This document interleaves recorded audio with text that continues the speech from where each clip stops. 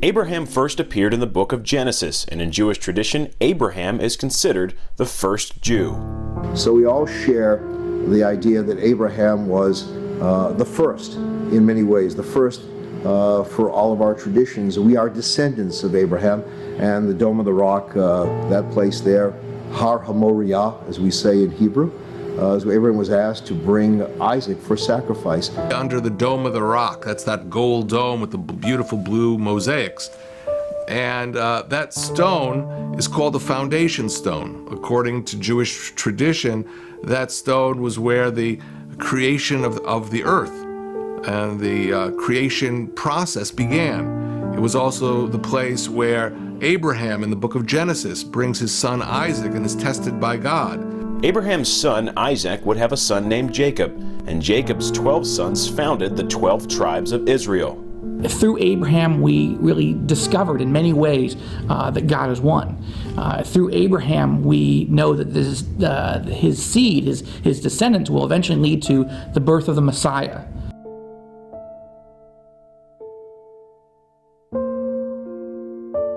"4,000 years ago, God sent Moses to redeem the Israelites after more than 400 years of slavery in Egypt, leading them to the land that was promised to the descendants of the patriarchs, Abraham, Isaac, and Jacob. On Mount Sinai, he gave them the Torah." The Torah is quintessential in its message for the Jew because it contains the commandments, a total of 613. So the Torah is, in a sense, the Constitution, the Jewish Constitution, telling us how to live. The word mitzvah is very important in Jewish life. It's a deed, a meritorious deed. King David of Israel had wanted to build a great temple for the Jews to worship and a place that would serve as a permanent location for the ark containing the 10 Commandments. However, God told David, "You will not build a house for my name, for you are a man of battles and have shed blood." But David prepared for the construction of the great temple. He ordered stonecutters to prepare materials for constructing the house of God. David provided stores of iron and ordered great quantities of cedar timbers from the Tyrians. After David's death, his son, King Solomon, issued the orders to build the first temple his father dreamed of. Solomon said, "You know that my father David could not build a house for the name of the Lord his God because of wars which were fought against him on every side until the Lord put his foes under the soles of his feet." King Solomon assembled a labor force of 30,000 men. It took 7 years to complete the temple, and by the time it was finished, Solomon amassed such heavy debts that he was forced to pay off King Hiram of Tyre with 20 towns in Galilee. It's believed that in 953 BC, King Solomon dedicated the temple which sat atop Mount Moriah. This is the famous mountain right in the center of Jerusalem, upon which the first and second temples, Jewish temples, were built. The temple stood for 400 years until King Nebuchadnezzar conquered the land of David known as Israel. He seized control of Jerusalem and destroyed the great temple. Nebuchadnezzar exiled the Jews and transferred them to Babylon. This period of the Hebrews is known as the Babylonian captivity. It is chronicled in the book of Daniel and was foretold in the book of Jeremiah. We're known as the wandering Jews, and yes, there were times when we had some autonomy in the area for a short time, but if you look at Jewish history, we always lived at the caprice of others. When the Persians overran Babylonia in 536 BC, Cyrus the Great of Persia re-established the city of Jerusalem, and after 70 years in exile, the people of Israel built a second temple. It took 4 years to complete. The Romans, who moved in to help rule Jerusalem and its surroundings, appointed a Roman Jew named Herod as king of Judea. Herod embarked on a massive building campaign that included expanding and renovating the Second Temple. It would become known as Herod's Temple. Well, the Temple Mount, which is where the original Temple of Solomon and the Second Temple were built, is in the heart of the old city of Jerusalem. It is a plateau. It was leveled and built up by Herod, one of the last kings of the Second Jewish Commonwealth. The prophet Malachi predicted that the Messiah of Israel would someday enter the temple, bringing it honor and glory. Christians believe the prophecy was fulfilled when Jesus entered the temple, as recorded in Matthew 21:12. The Second Temple stood for 420 years until the Romans destroyed it in 70 AD after the Jews' Great Revolt against Rome. Jews were banned from Jerusalem by the rulers of the Roman Empire. A lower level of the Western Wall is part of the surviving remains of Herod's complex. It is known as the Wailing Wall. It represents the holiest shrine of the Jewish world. Jews believe a descendant of David will someday return as the Messiah to restore the glory of Israel by building a third temple. So there are those who believe the Messianic period means an individual, a human descendant of the David line will come, will bring about a transformation in the world. So the place has enormous holiness to the Jewish people. It is a place of such great holiness that the only person in the Jewish tradition who can actually approach the area of the foundation stone is a purified priest, a Kohen. Israel and the city of Jerusalem was controlled by Christians until 638 AD, when the city fell under Byzantium control and into the hands of Muslims led by conqueror Caliph Umar, one of the most controversial figures in Islam. Umar had been a passionate enemy of Muslims until he converted to Islam and eventually became a close advisor to Muhammad. Umar's conquest of Jerusalem and the land Arabs called Palestine was remarkably peaceful.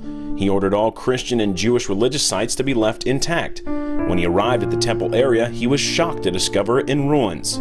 He ordered his men to clean the holy site and build a mosque, a precursor to Al-Aqsa Mosque at the Dome of the Rock. Umar believed the Temple Mount was a logical place for a mosque because it had been the site of the Jews' holy temple, which, at the time, Muslims respected.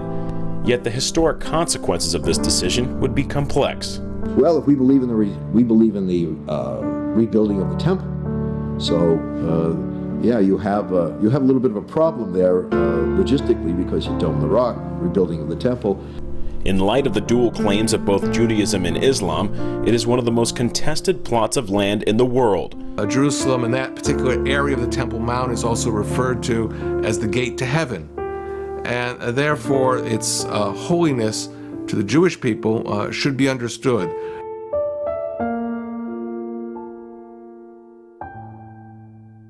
By 1099, Crusaders from Europe took control of the Holy Land.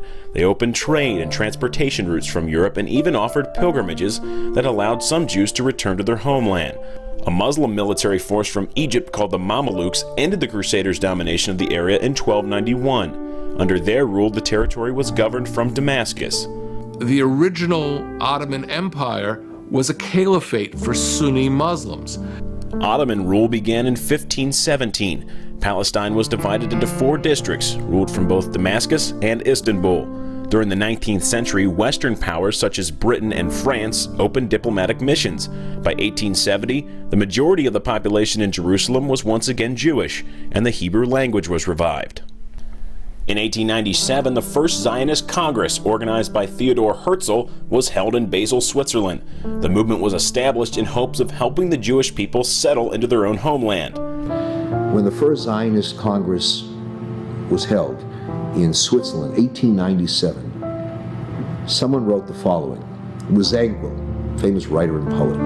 He said, "By the rivers of Babylon we sat and wept. We come here today by the Rhine to create a document promoting the state of Israel so that one day Jews will cry no more."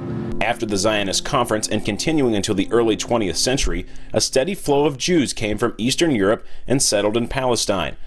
The Balfour Declaration of 1917 formalized British policy, preferring the establishment of a national home for the Jewish people. The Ottoman Empire ended by the end of World War I, and for the first time, Palestine was under control of a Western power, Great Britain. In July 1922, the League of Nations sent Sir Herbert Samuel to the area. Samuel was instructed to facilitate the establishment of a national Jewish state. Others determined how we would live our lives, how would we be accepted, would we be second-class citizens, would we have to pay what was known during a certain period as a dhimmi tax for the right to be like everyone else? Do we have to have houses of worship that were lower than all of the others because of that second-class status? So Israel gave us a chance to say, no longer will you be second, you'll be first, and also the understanding that other peoples would be able to live with the Jewish people. In the early 30s, during the rise of Hitler in Germany, many professionals from the academic and business fields settled in the area, creating an expanded base for economic development, education, and Jewish culture. But the revival of the Jewish population was laying the groundwork for unyielding tensions. Arab nationals resented the flow of Jews to the area. In an attempt to settle a string of violent conflicts, in 1937 the British recommended dividing the country into two states, one Jewish and one Arab. The plan was accepted by leaders of the Jewish movement, but flatly rejected by the Arabs. There were no peaceful solutions between the two sides. The Holy Land had been conquered and destroyed, beginning with the Babylonians, Assyrians, and then the Romans and Muslims. It had been in ruins and then rebuilt for 2,000 years. The Jewish people had been spread throughout the world, but under British rule, Jews were returning to the land they knew as Israel. At the end of World War II, the British advanced the League of Nations mandate for Palestine, which included responsibility for securing the establishment in Palestine of a national home for the Jewish people. But without American support, the plan would fail. President Franklin Roosevelt promised Saudi King Saud that the United States would not endorse any policy regarding Palestine without notifying them first. But in the spring of 1945, FDR died, leaving Vice President Harry Truman with the burdens of a complex foreign policy. Truman faced intense opposition for any plan to create a Jewish state, all the while also facing equally intense support.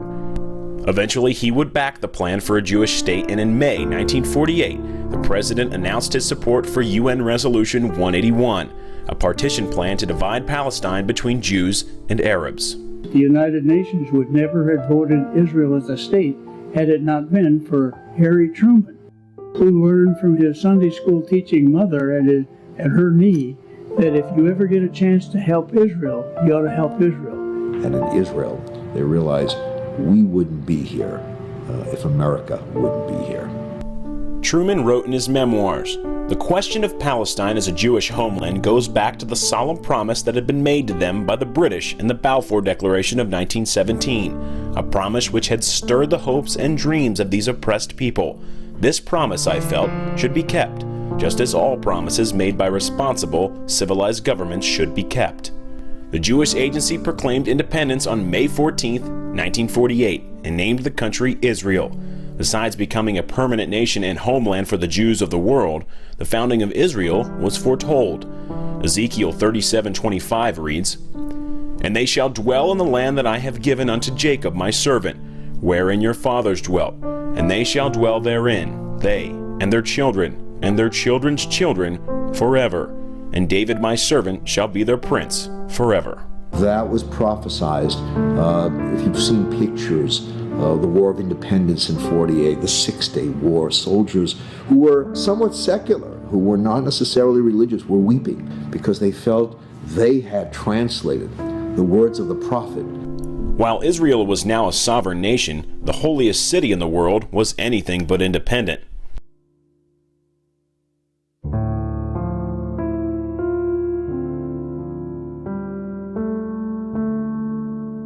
For centuries, people have predicted the end of the world. Through a depression that nearly destroyed a generation, nations were at war. Rulers and dictators tried to conquer the world and wipe out an entire race. But one major prophecy was yet to be fulfilled. The rebirth of Israel in 1948 was the super sign. In other words, there have been wars and rumors of wars and earthquakes and persecution of believers for the last 2,000 years. What we haven't seen happen in the context of all the other prophecies coming true is we haven't seen, until 62 years ago, the rebirth of the State of Israel. On May 15, 1948, one day after its independence, Israel was attacked in what is known as the Arab-Israeli War. The fighting would continue until January 1949. What happened after the 1948 war, when Israel became independent, was that Israel was invaded by at least 6 Arab armies. In the area of Jerusalem, the Egyptians were in the south. There were Iraqi volunteers. There were also the Arab Legion of what was then called Transjordan and today is Jordan. Jordan invaded and occupied East Jerusalem, dividing the city for the first time in its history and driving thousands of Jews whose family had lived in the city for centuries into exile.